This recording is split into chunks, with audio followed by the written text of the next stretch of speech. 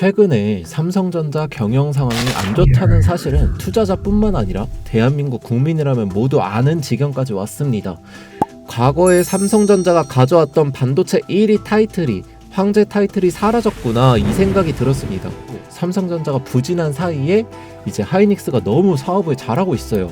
여기 우측 그래프를 보시면 한눈에 알 수가 있는데요. 이거는 삼성전자와 이제 하이닉스의 최근 2년 동안 2023년부터 2025년까지 시가총액 데이터거든요. 보시면은 2023년까지만 해도 하이닉스 요 파란색 선이 100조 미만에 있었습니다. 삼성전자가 거의 400조 가까이에 있었죠. 4배 차이가 나는 거예요. 하지만 2025년도 1월달 기준으로 이제 삼성전자가 300조, 요 300조 선이 간당간당하고요. 하이닉스 같은 경우에는 이제 150조 가까이 되고 있죠. 그래서 거의 둘 사이의 기업 격차가 2년 전까지는 4배였는데 이제는 2배까지 줄어든 겁니다. 이게 단순히 시가총액으로만 드러나는 게 아니라 세 가지 유의미한 변화를 보이고 있거든요. 여기 좌측에 있는 것들 빠르게 알아보겠습니다.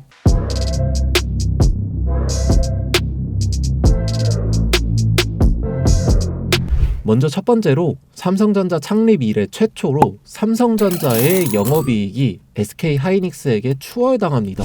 그게 이번 주에 결정이 되는데 이미 삼성전자는 4분기 실적 6.5조 원이라고 발표를 했어요.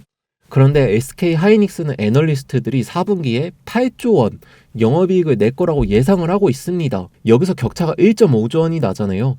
최근에 TSMC 굉장히 하이닉스와 실적 연관성이 높죠. 최근에 TSMC 실적 발표를 보면은 격차가 더 날 수도 있습니다. 절대로 무리한 가정이 아니에요. 요 우측의 그래프 같은 경우에는 삼성전자와 하이닉스의 영업이익을 비교한 그래프입니다. 여기 보라색 선이 삼성전자 그리고 초록색 선이 SK 하이닉스거든요.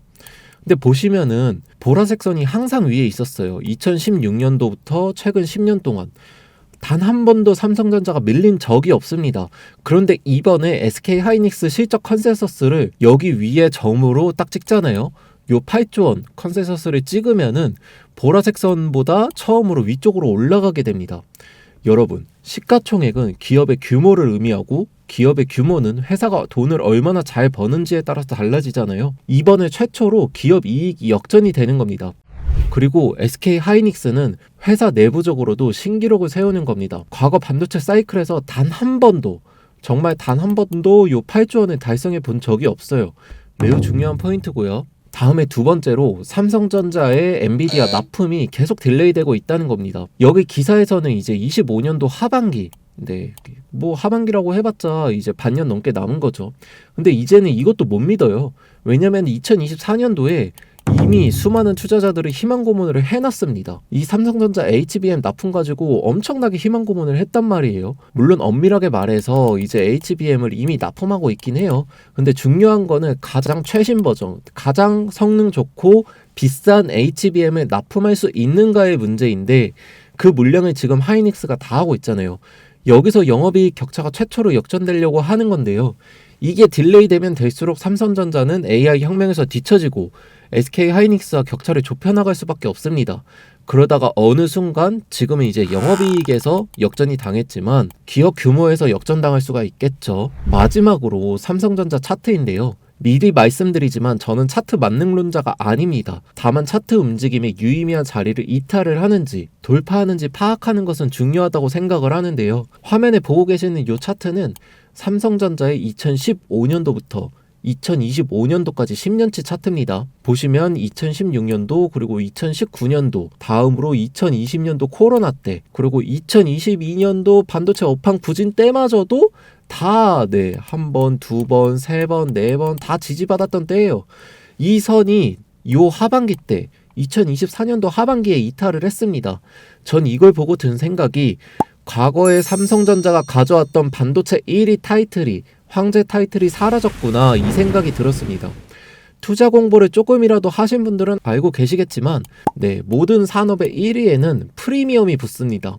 그런데 이번에 SK 하이닉스와 기술 경쟁력에서 밀리면서 1위 타이틀을 내주었으니까 주가에 붙어있던 프리미엄이 이제 사라진 거죠. 그렇다면은 삼성전자가 이대로 주가는 수직 하강할 일만 남았는가? 전 그렇게 생각 안 합니다. 좌측의 요 그래프 같은 경우에는 이제 삼성전자의 현금성 자산이거든요.